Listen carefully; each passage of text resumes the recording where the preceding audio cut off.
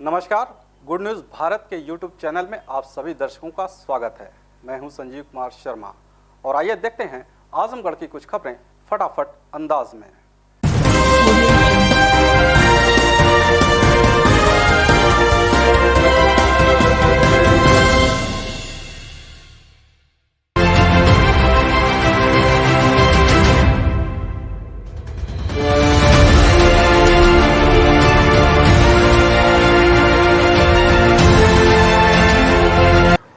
आजमगढ़ जिले में चुनाव आयोग के नियमों की उड़ी धज्जियां, विजयी प्रत्याशियों ने गाजे बाजे के साथ निकाला जुलूस।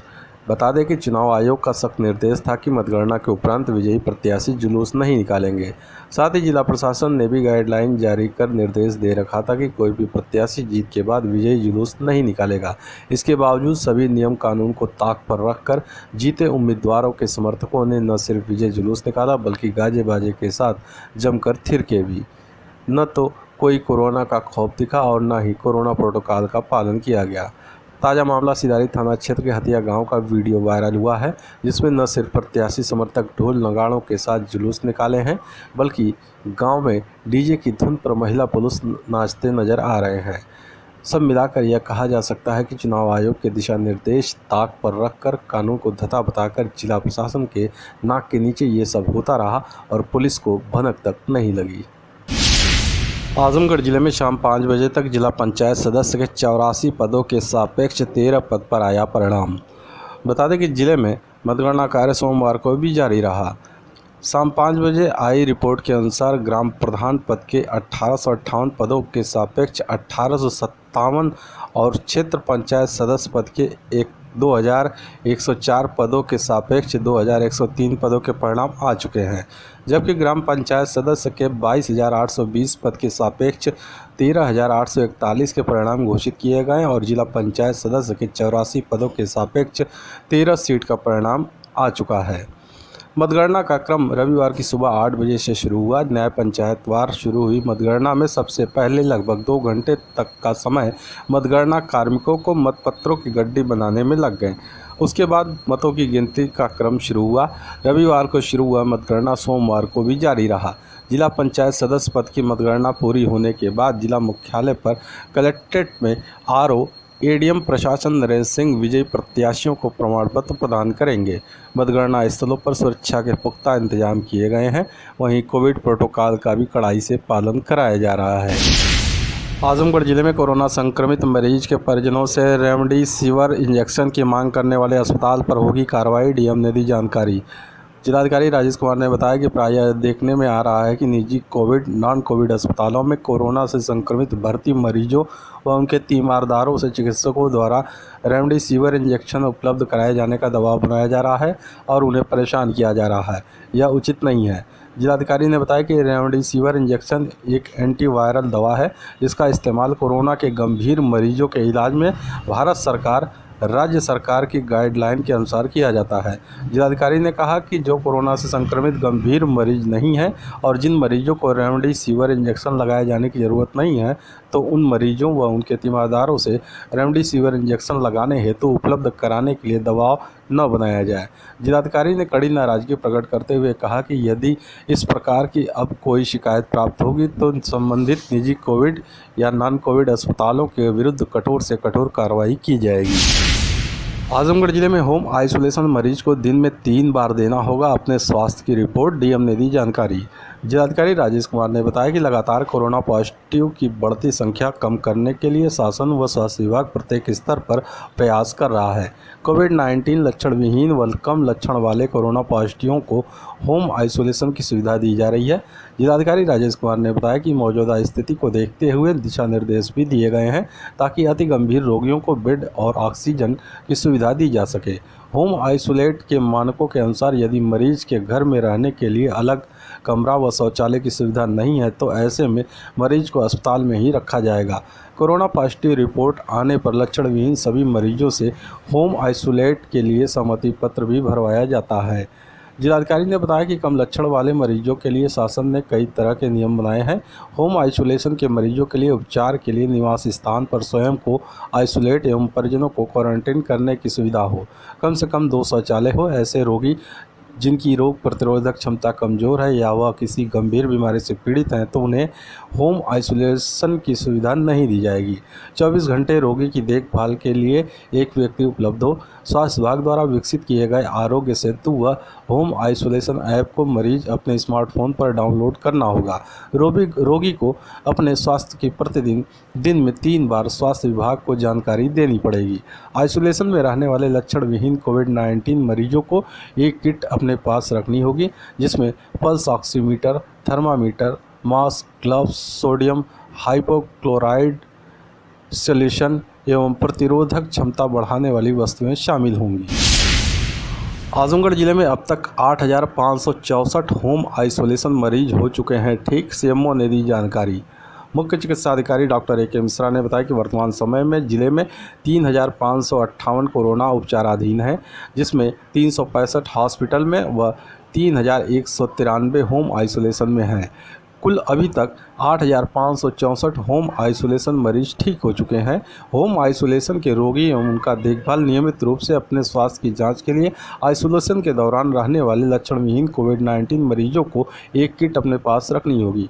अगर स्वास्थ्य में किसी प्रकार की समस्या महसूस हो रही है, जैसे किसी मरीज में सांस लेने में कठिनाई, शरीर में ऑक्सीजन की कमी, सीने में लगातार दर्द, मानसिक भ्रम की स्थिति, बोलने में दिक्कत, चेहरे या किसी अंग में कमजोरी, सिर दर्द होना, आंखों का लाल होना, उल्टी होने पर चिकित्सा सहायता हेतु कोविड नियंत्रण कक्ष से संपर्क करेंगे। सीएमओ ने बताया कि आइसोलेशन में रखे गए सभी कोविड-19 रोगियों के लिए स्वास्थ्य अधिकारियों द्वारा निगरानी की जाती है। साथ ही फील्ड स्टाफ या सर्विलांस टीम के सदस्य के द्वारा मरीज के शरीर का तापमान, पल्स रेट एवं ऑक्सीजन लेवल को नापने की जानकारी दी जाती है, ताकि मरीज का विवरण नियमित रूप से कोविड-19 पोर्टल पर अपडेट किया जा सके। होम आइसोलेशन के प्रोटोकॉल का उल्लंघन करने व स्वास्थ्य में आ रही गिरावट के मद्देनजर आवश्यकता की स्थिति में रोगी को अस्पताल में शिफ्ट किया जा सके। फील्ड स्टाफ के द्वारा प्रोटोकॉल के अनुसार मरीज के परिजनों एवं नज़दीकी संपर्क में आए सभी लोगों की ट्रेसिंग, टेस्टिंग व ट्रीटमेंट किया जा सके। उन्होंने बताया कि होम आइसोलेशन में रहने वाले रोगियों का होम आइसोलेशन कोविड पॉजिटिव होने के 10 दिनों पश्चात तथा पिछले 3 दिनों में बुखार न आने की स्थिति में समाप्त माना जाएगा। इसके पश्चात अगले 7 दिनों तक रोगी घर पर ही रहकर अपने स्वास्थ्य का अनुसरण करेंगे। होम आइसोलेशन की समाप्ति पर टेस्टिंग की आवश्यकता नहीं होगी। आजमगढ़ जिले में नॉन कोविड मरीजों को बेड के अभाव में नहीं मिल पा रहा इलाज। सीएमओ ने कहा, एक और नॉन कोविड अस्पताल होगा अधिग्रहित। बता दें कि कोरोना संक्रमण काल में श्वास रोग का संक्रमण भी तेजी से बढ़ गया है। एक सरकारी समेत 2 प्राइवेट अस्पताल सांस के रोगियों के लिए चिन्हित हैं, लेकिन तीनों में बेड फुल हो चुके हैं। ऑक्सीजन व बेड के अभाव में अब मरीज दम तोड़ रहे हैं। कोरोना के बढ़ते संक्रमण के चलते सरकारी अस्पतालों की ओपीडी बंद कर दी गई है। सिर्फ इमरजेंसी के माध्यम से अस्पताल में मरीज भर्ती किए जा रहे हैं। कोविड के अलावा नॉन कोविड मरीजों के सामने परेशानी खड़ी हो गई है। इन्हें इलाज की सुविधा नहीं मिल पा रही है, जिसके चलते मौत का आंकड़ा प्रतिदिन बढ़ता जा रहा है, लेकिन इन मौतों का कोई रिकॉर्ड स्वास्थ्य महकमा नहीं रख रहा है। नॉन कोविड में सर्वाधिक परेशान स्वास्थ्य रोगी हैं। सांस के रोगियों के लिए जिला अस्पताल के अलावा श्री साईं व सहज अस्पताल को चिन्हित किया गया है। तीनों अस्पताल वर्तमान में मरीजों से फुल हैं। वहीं प्रतिदिन 30 से 40 नए मरीज पहुंच रहे हैं। ऐसे में अस्पताल पर बेड व ऑक्सीजन की किल्लत हो रही है, जिसके चलते मरीज अस्पतालों के गेट पर ही बेहोश तक हो जा रहे हैं। इलाज के अभाव में मरीजों की मौत भी हो रही है। सिर्फ जिला अस्पताल प्रशासन की माने तो 10 से 12 मौत यहाँ प्रतिदिन हो रही है। स्वास्थ्य महकमा इन नॉन कोविड मरीजों के इलाज के लिए पर्याप्त व्यवस्था नहीं कर पा रहा है और मूक दर्शक बना हुआ है।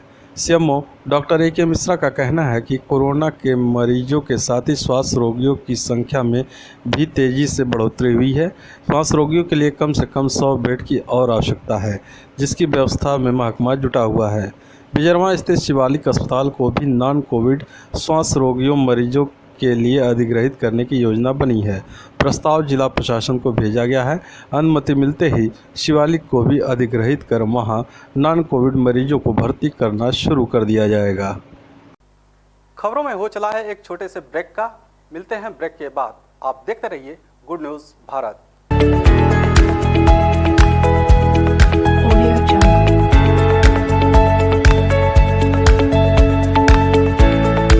ब्रेक के बाद एक बार फिर आपका स्वागत है और आइए देखते हैं आजमगढ़ की कुछ खबरें फटाफट अंदाज में।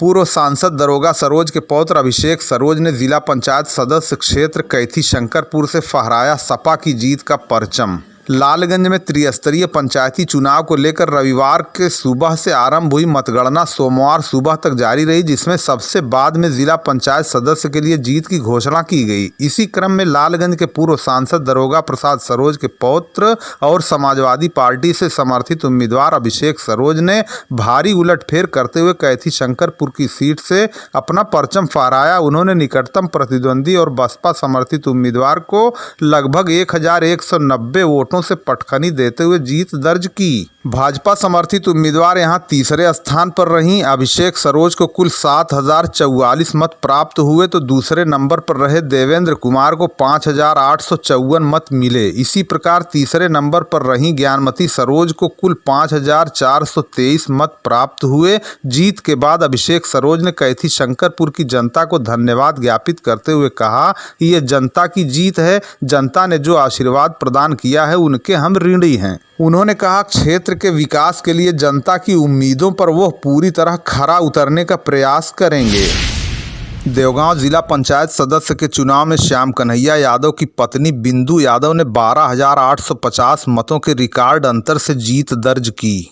त्रिस्तरीय पंचायत चुनाव की स्थिति अब धीरे धीरे साफ होती जा रही है। कई गांव के मतदाता होने के नाते जिला पंचायत सदस्य के लिए हुए चुनाव की मतगणना काफ़ी देर तक चलती रही। इसी क्रम में प्राप्त सूचना के अनुसार देवगांव जिला पंचायत सदस्य के लिए हुए चुनाव में समाजवादी पार्टी की बिंदु यादव पत्नी श्याम कन्हैया यादव ने 17,664 मत प्राप्त करके अपने निकटतम प्रतिद्वंदी भाजपा की इंदू देवी पत्नी रामदुलार यादव को 4,814 वोट पाने के बाद कुल 12,850 मतों से पराजित कर दिया। तीसरे नंबर पर पूनम पत्नी राकेश रहीं, जिन्हें 3,851 मत प्राप्त हुए। आपको बता दें, इससे पूर्व श्याम कन्हैया यादव पर प्राणघातक हमला भी हुआ था, जिसमें वो मौत को मात देने के बाद अस्पताल से घर पहुंचे और हिम्मत न हारते हुए चुनाव में उतरे तथा पत्नी को भारी जीत दिलाकर उन्होंने यहां एक नया इतिहास कायम किया।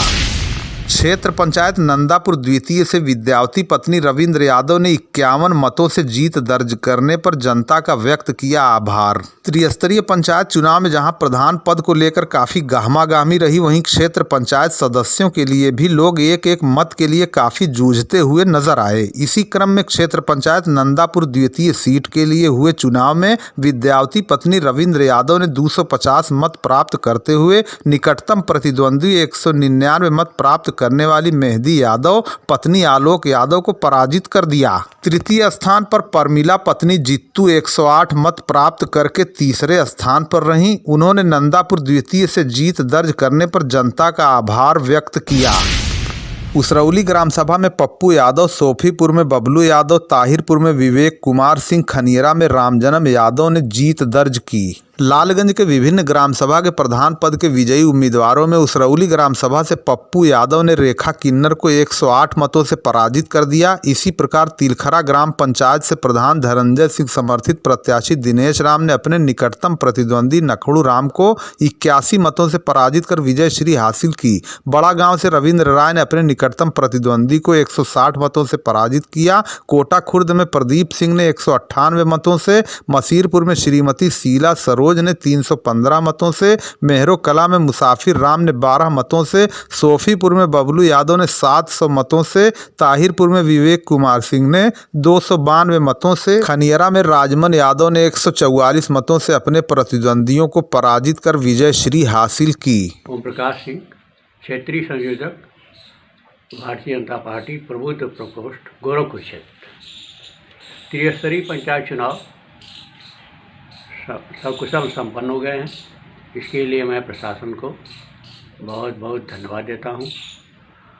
और इस चुनाव में जो भी लोग विजय श्री हासिल किए हैं, चाहे वो ग्राम प्रधान हो, क्षेत्र पंचायत सदस्य हों या जिला पंचायत सदस्य हों, मैं उन सभी लोगों को बधाई देता हूं और निवेदन करता हूं कि वे लोग आपसी बैरभाव भुलाकर किसने मत दिया, किसने नहीं दिया, कौन मेरा समर्थक रहा, कौन मेरा समर्थक नहीं रहा, इन सारी चीज़ों को भुलाकर वे अपने गांव, अपने क्षेत्र का विकास करने का पूरा प्रयास करेंगे और तन मन धन से पूरे समर्पण भाव से अपने गांव और क्षेत्र का विकास करेंगे। इन्हीं कामनाओं के साथ जय हिंद। नवरसिया प्रधान पद के प्रत्याशी को मौत के बाद मिली भारी जीत, स्थगित होगा चुनाव, होगा पुनर्मतदान। विकासखंड तरवा के नवरसिया ग्राम पंचायत के प्रधान पद के प्रत्याशी रमेश राजभर 58 वर्ष को उनकी मृत्यु के बाद मतगणना में 400 से अधिक मतों से भारी जीत प्राप्त हुई, मगर अफसोस कि वो अपनी जीत को देख न सके और परिणाम आने से पूर्व ही दुनिया से विदा हो गए। अब इस ग्राम में चुनाव को स्थगित कर दिया जाएगा। साथ ही चुनाव आयोग के अगले आदेश के बाद फिर से चुनाव की प्रक्रिया शुरू की जाएगी। आपको बता दें, उनकी मौत की खबर से गांव में शोक की लहर दौड़ गई है। रमेश राजभर चौथी बार नवरसिया ग्राम पंचायत से प्रधान पद के लिए चुनाव मैदान में थे। वो तरवा से एक बार जिला पंचायत सदस्य और मुंबई से एक बार विधानसभा का भी चुनाव लड़ चुके थे। उनकी इस भारी जीत से समर्थकों में उनके चले जाने का गम ज्यादा था कि इस जीत को वो देख न सके। पलना में मतगणना के लिए आए जिला पंचायत सदस्य प्रत्याशी की स्कॉर्पियो चोरी, देवगांव कोतवाली में दी गई तहरीर। पलना के आदर्श इंटर कॉलेज में हो रही मतगणना में लहुआ से जिला पंचायत सदस्य पद के प्रत्याशी कंवलदीप कुमार पुत्र दयाराम की स्कॉर्पियो चोरी हो जाने से पूरी तरह हड़कंप मच गया। आपको बता देंगे, लहुआ से जिला पंचायत सदस्य के प्रत्याशी कंवलदीप कुमार निवासी इस्माइलपुर भरथीपुर थाना मेहनगर मतगणना के लिए पलना मतगणना स्थल पर अपनी स्कॉर्पियो कार DL12 CG 7852 से सुबह 7 बजे पहुंचे थे। मतों की गिनती के बीच वो किसी कार्यवश अपनी उपरोक्त कार के पास पहुंचे तो गाड़ी न देखकर हैरान हो गए। काफी खोजबीन करने के बाद कोई जानकारी न मिलने पर पीड़ित ने अज्ञात चोरों के खिलाफ देवगांव कोतवाली में तहरीर दी है। पुलिस ने जानकारी प्राप्त होने पर जांच पड़ताल आरंभ कर दी है। खबर लिखे जाने तक कार की कोई जानकारी नहीं मिल पाई थी। बैरीडीह जिला पंचायत सदस्य के लिए देर रात तक चली मतगणना के बाद बसपा की ममता पत्नी अशोक कुमार ने मारी बाजी। लालगंज की जिला पंचायत सदस्य सीट के लिए काफी उलटफेर देखने को मिला। कहीं प्रत्याशियों ने रिकॉर्ड तोड़ जीत दर्ज की तो कहीं जीत का अंतर काफी कम रहा। बैरीडीह में भी यही हाल रहा। देर रात तक चली मतगणना के बाद काफी उतार चढ़ाव के बीच बहुजन समाज पार्टी से समर्थित उम्मीदवार ममता पत्नी अशोक कुमार ने अपने निकटतम प्रतिद्वंदी हामिद अली एडवोकेट को 179 मतों से पराजित कर दिया। आपको बता दें, ममता पत्नी अशोक कुमार को कुल 4381 मत प्राप्त हुए। वहीं दूसरे नंबर पर रहे हामिद अली एडवोकेट को 4202 मत प्राप्त हुए, जबकि पूर्व जिला पंचायत सदस्य अबू आसिम उर्फ गुड्डू और वसीम अहमद को भी भारी वोट हासिल हुए। लेकिन अंतिम जीत ममता पत्नी अशोक कुमार की हुई। जीत के उपरांत जनता को धन्यवाद ज्ञापित करते हुए अशोक कुमार ने कहा कि यह बैरीडीह की जनता का आशीर्वाद है कि उसने अपने क्षेत्र के विकास के लिए उनकी पत्नी को चुना। उन्होंने कहा कि आने वाले दिनों में इस क्षेत्र की जनता के और क्षेत्र के विकास के लिए वो सदैव तत्पर रहेंगे। उन्होंने बहुजन समाज पार्टी के नेताओं को भी धन्यवाद ज्ञापित करते हुए कहा, पार्टी ने उनकी पत्नी पर भरोसा करके जो समर्थन दिया उसके लिए वो सदैव पार्टी के ऋणी रहेंगे।